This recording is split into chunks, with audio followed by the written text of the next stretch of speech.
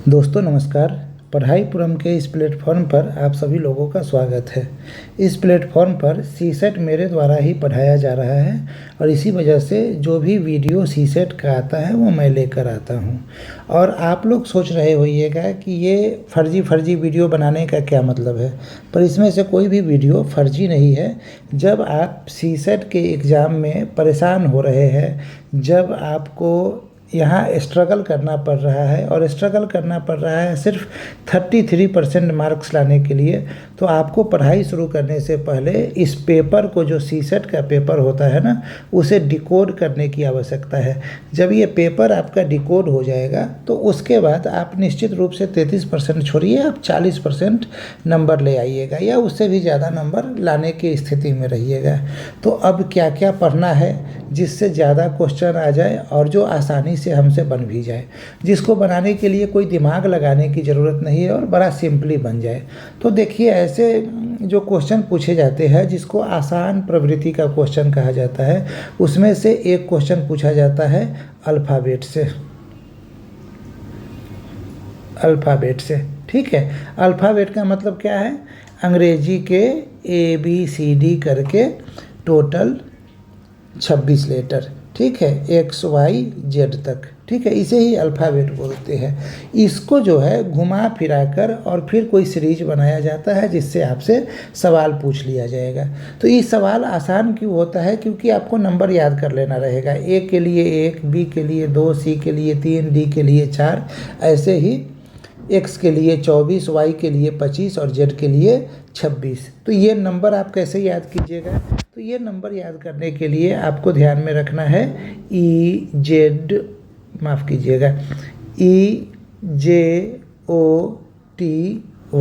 ठीक है।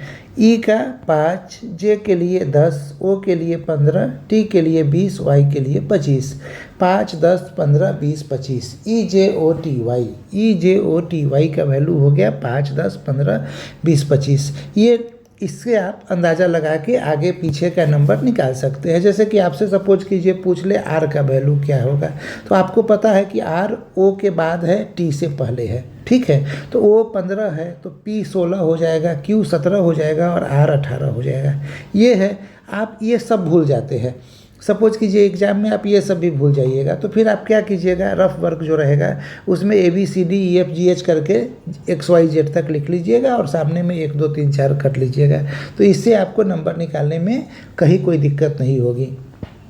यहाँ एक बात और ध्यान में रखना है कि सपोज कीजिए ये जो अंग्रेजी का अल्फ़ाबेट है ये उल्टा लिखा हुआ है, जैसे ZYX और फिर ऐसे आते हुए DCBA, ठीक है। तब इनका पोजीशन आप कैसे निकालिएगा? तो इसके लिए आपको अलग से पोजीशन निकालने की ज़रूरत नहीं है। यहाँ आप E, ठीक है ना, E, ठीक है। ऐसे EDCBA, तो हमें पता है E का पोजीशन 5 है, इसीलिए मैंने यहाँ पे E लिख लिया है। E का पोजीशन 5 है, लेकिन ये लेटर जो है उल्टे क्रम में लिखा हुआ रहेगा। तो E का पोजीशन निकालने के लिए हम क्या करेंगे, 27 में से 5 घटा देंगे।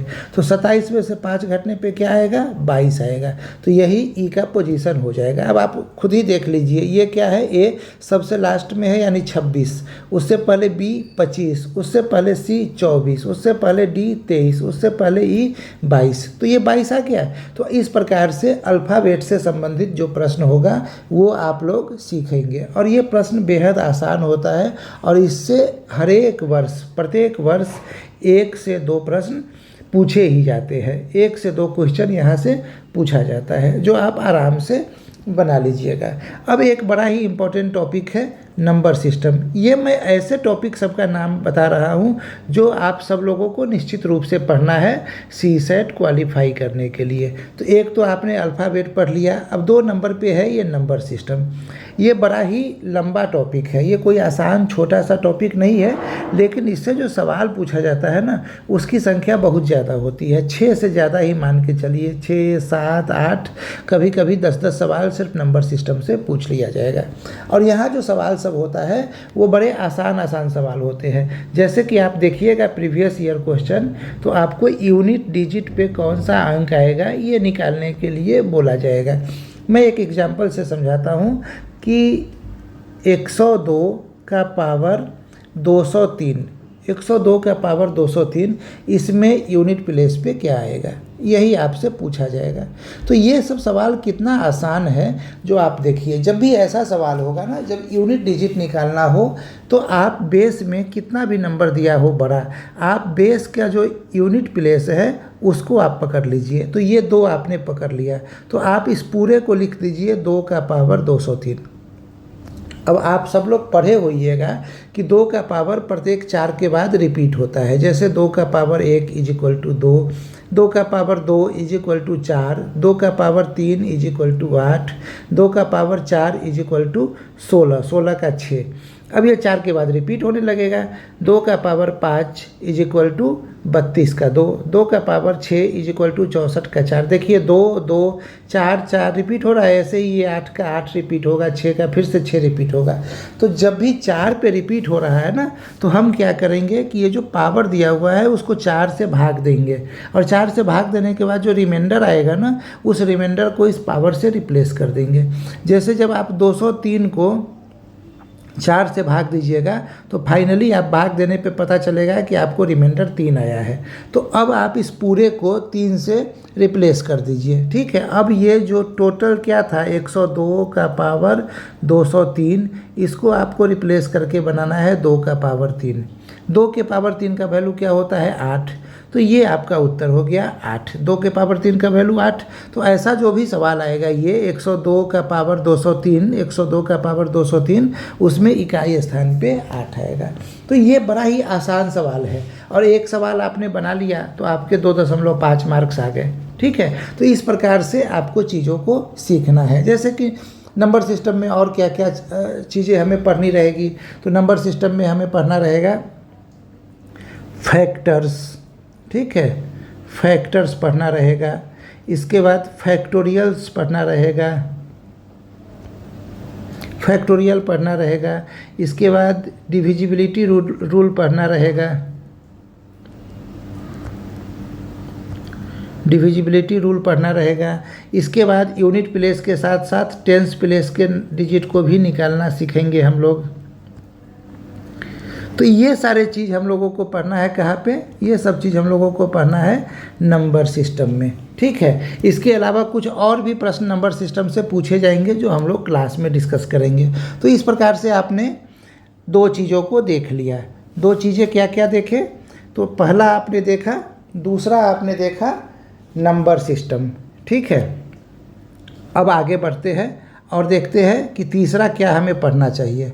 तो तीसरा जो हमें पढ़ना चाहिए ना, उस तीसरे को बोलते हैं हम लोग डायरेक्शन से संबंधित सवाल।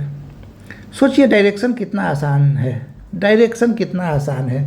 हर एक साल प्रत्येक वर्ष 1 या 2 क्वेश्चन यहाँ से आपको पूछा जाएगा। आपको सिर्फ एक ध्यान में रखना है कि अपने पास जो पेज है, जो रफ वर्क है, वहाँ एक बिंदु बनाइए। बिंदु से जैसे ऊपर जाइएगा तो ये हो गया नॉर्थ, नीचे क्या है, नीचे है साउथ, दाएं साइड में ईस्ट, बाएं साइड में वेस्ट। यदि सिर्फ इतना पता है तो फिर आपका सवाल बन गया। नॉर्थ ईस्ट निकालना रहेगा तो क्या होगा, ये बीच का नॉर्थ ईस्ट हो गया, साउथ ईस्ट इधर हो गया साउथ ईस्ट, नॉर्थ वेस्ट ये हो गया नॉर्थ वेस्ट, और साउथ वेस्ट ये हो गया।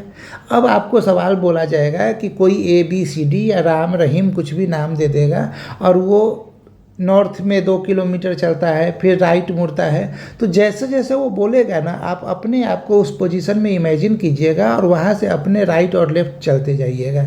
आप आराम से सवाल बना लीजिएगा। चौथा टॉपिक क्या है, चौथा टॉपिक है कैलेंडर, कैलेंडर, ठीक है। तो यहाँ से जो सवाल पूछा जाता है वो सवाल तो सबसे आसान होता है, 1 से 2 टॉपिक में आपका वो सवाल ख़त्म हो जाएगा, ठीक है। तो कैलेंडर के सवाल को भी बहुत आसानी से बनाया जा सकता है। जैसे सपोज कीजिए कि हम लोग आज़ाद हुए 15 अगस्त को, तो 15 अगस्त 1947 कौन सा दिन था, ठीक है। तो ये सब निकालना हम लोग क्लास में सीखते हैं।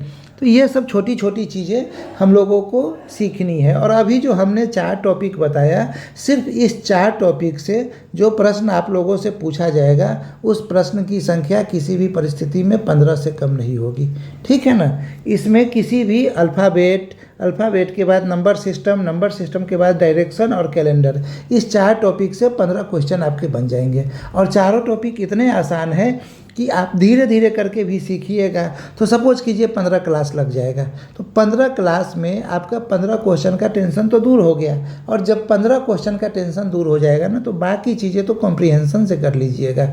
आप लोग तो इतने इंटेलिजेंट हैं कि कॉम्प्रिहेंशन में से क्वेश्चन छाट के बाकी के क्वेश्चन बना लीजिएगा और पास हो जाइएगा। इसके अलावा भी कुछ टॉपिक और है जो थोड़ा एक बार समझने भर का देर है, जैसे कि सिलोगिज्म, जैसे कि डेटा सफिशिएंसी। ये सब एक बार समझ लीजिएगा तो फिर दोबारा नहीं समझना पड़ेगा। और जो सवाल पूछा जाता है ना यहाँ से, वो सवाल पूछा जाता है गुच्छा में।